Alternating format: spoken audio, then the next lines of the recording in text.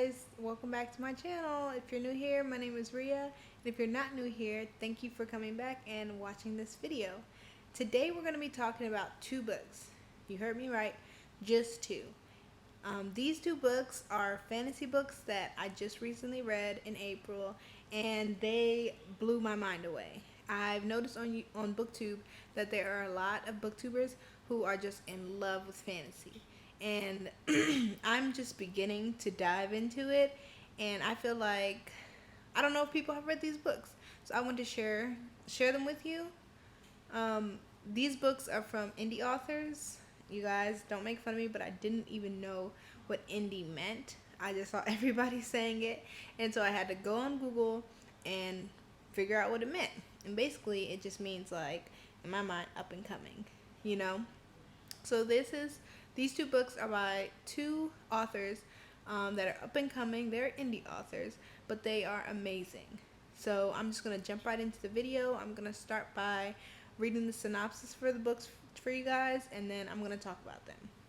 So the first book is called The Last Pirate King of the Belford River, or just The Last Pirate King. That's by Will Collinson. I'm going to link their Twitters down below so you guys can go check them out and show them some love because they definitely deserve it. Alia Tangi is a troubled teen living with her foster mom in a tiny flat in Croydon. When she gets caught shoplifting, she gets sent away for the summer to Cornwall to live with her long-lost cousin and keep out of trouble. But trouble finds Alia quickly. She stumbles upon a secret war going on for centuries between pirates fighting for the freedom of Cornwall and a shadowy secret council. What's more, Alia is related to the most famous pirate of all time, Cassac Tangi, renowned throughout Cornwall for stealing the 10 treasures of Cornwall from the secret council. Now that his heir is back in Cornwall, the ghost of Cassac returns, ready to guide Alia to the treasures and the end of the war. This book was, I guess it wasn't the first fantasy book I've read, but the only fantasy books that I've read in the past are, of course, Twilight. Everybody read Twilight. And I read the Shiver series, and those were fantasies. I don't think I really read any other ones. If I have, I don't remember. So this book is like my introduction to fantasy, like as an adult, not as a teenager. So I love this book so much. It is considered a YA novel, and I didn't know that until after I read it.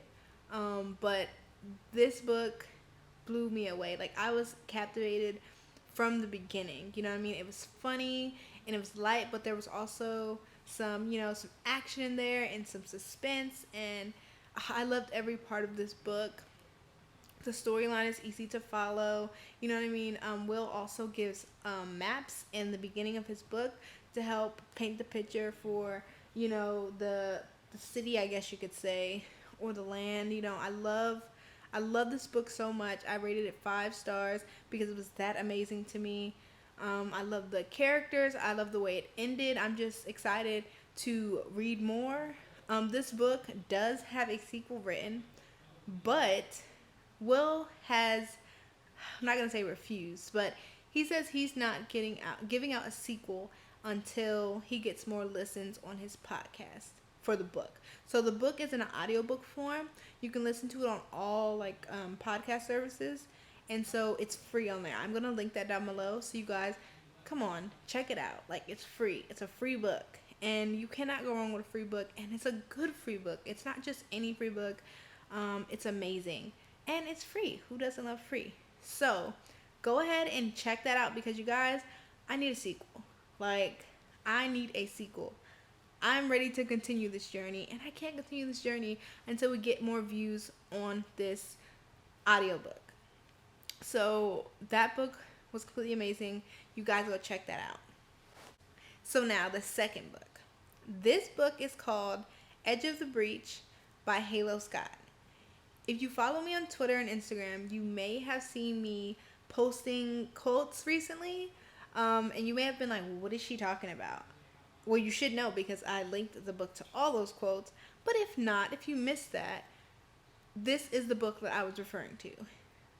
Compared to The Last Pirate King, This book is like rated R, y'all. Like, this is an adult fantasy book. Actually, I think it's considered sci-fi. Just to start off by telling you guys, this book was rated Amazon's #1 top free bestseller LGBT sci-fi. It says SF. I believe that's sci-fi. If I'm wrong, correct me down below, y'all. I'm still learning the lingo and all the terminology. And it also got top 10 new releases LGBT sci-fi. And you guys, Halo, that's the author's name. Her name is Halo. She is so amazing, and she's so sweet and humble, and she just doesn't know how great she is, you guys. But I'm telling you, she is amazing. So I'm going to just read the synopsis, and then I'm going to talk about the book a little more. We all become monsters at the edge of the breach. In a post-apocalyptic world where season of birth determines power, spring healers, summer mages, fall shapeshifters, and winter shields, a man and a woman emerge from tragic childhoods to lead humanity on opposite sides of an interrealm war. There is a hole in the sky, they call it the Rift, a portal to the gods, the scar of a suffering world. Through it, the gods ruled the last scrapes of civilization, hearkening war, as chaos beckons, two leaders emerge from the ashes of a dying planet. Julian Kiter is the son of an abusive rape victim who compensates for his abandonment through psychopathy. He's psycho, y'all. I can't even say the word. Don't judge me. Psychopathy, psycho. Sarah Rune is a cancer survivor who dedicates her life to living free and fearless while experiencing the taboo and the unorthodox. Rune is the only one afraid of Kiter. Rune is the only one unafraid of Kiter, and that terrifies him because he only knows how to function through fear. Even though she gives him more chances than he deserves, how much violence can she forgive? When is a person beyond redemption? While he struggles to control his demons and she struggles to find the purpose, the gods drag the ruined world into war. So, this book does have a sequel. It's actually a part of a series. I don't know how many books is in it right now. I haven't checked, to be honest with you. But, you guys, I didn't make quotes about this book for no reason. I've been talking about this book since I started it.